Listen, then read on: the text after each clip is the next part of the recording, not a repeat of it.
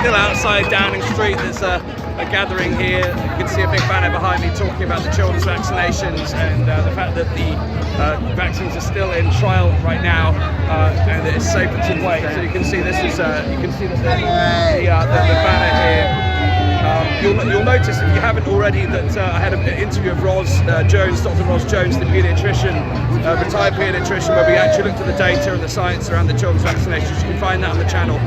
We spoke for an hour at length about what we know from the data around the world. It's really important you watch that, and that makes this message even more important when we're talking about children. So you can see here there's a whole gathering.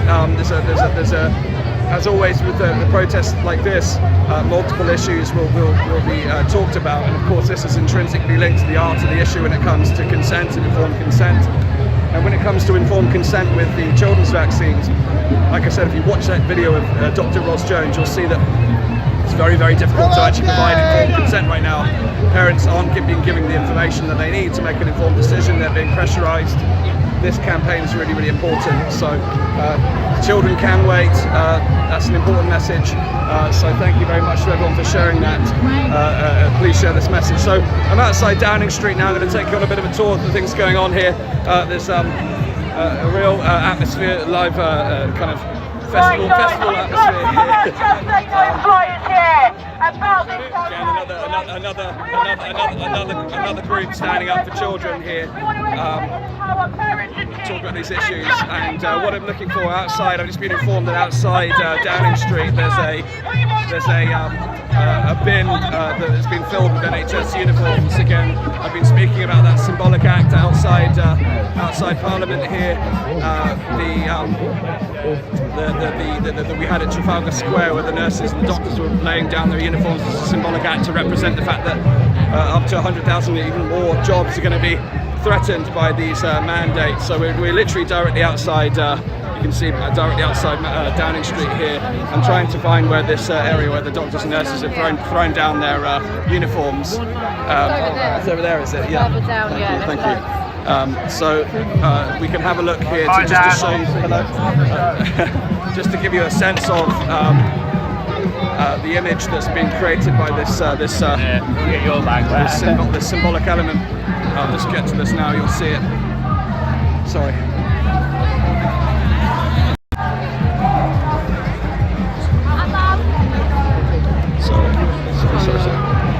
So here's all of these doctors and nurses that put down their uniforms here.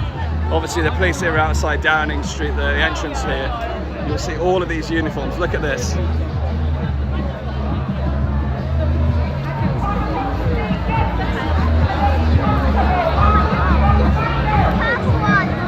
Nurses' uniform, doctors' uniform, surgeons' uniforms. You can see their names on some of them.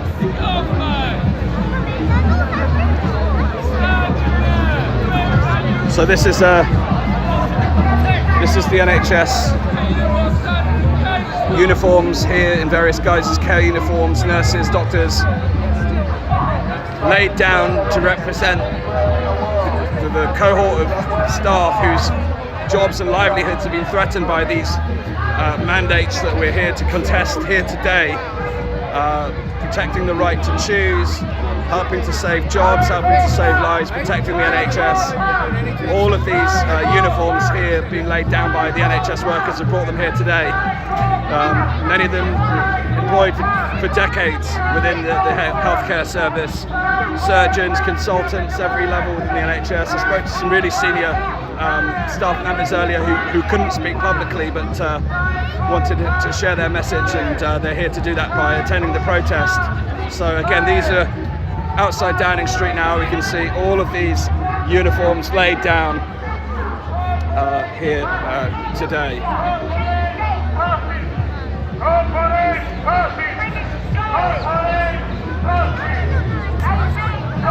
So again, just here outside Downing Street, if you missed the last broadcast, this is the gates of Downing Street here, where the front of the Downing Street has been covered in the NHS uniforms, the nurses, the doctors. It's a symbolic act to represent the hundreds of thousands of jobs that are risked by this mandate. tens of thousands of jobs have already been lost in the care sector over winter, the harshest time where many of the elderly struggle, care has suffered as a result. There's over 90,000 vacancies currently within the NHS, and of course, if these mandates are able to go ahead, then 70,000, 80,000, 100,000 plus jobs will be lost as a result, and these uniforms have been laid down to represent that.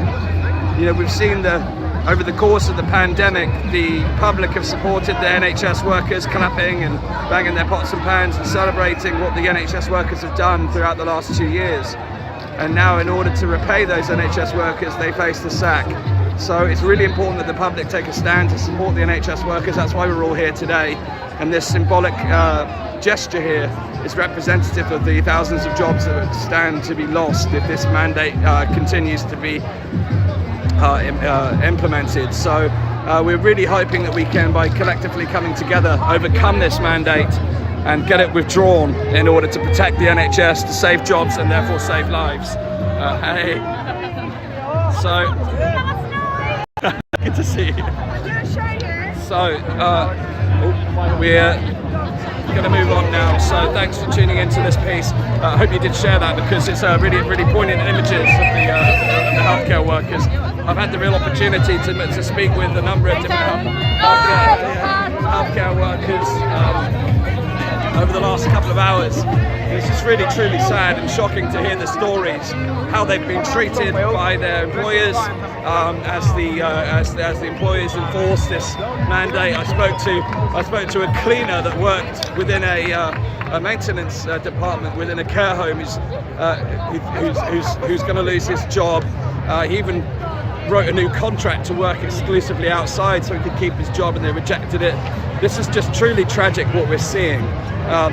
You know, we can talk about the data and the science. We have done earlier on the show, and we have done plenty of times. But you know, we're seeing society move on. The conversation is about moving on and living with the virus. You know, repealing these restrictions and mandates. Yet, the NHS workers who have been so celebrated throughout this period are the ones that now stand to lose their jobs, and it's just simply unacceptable. So,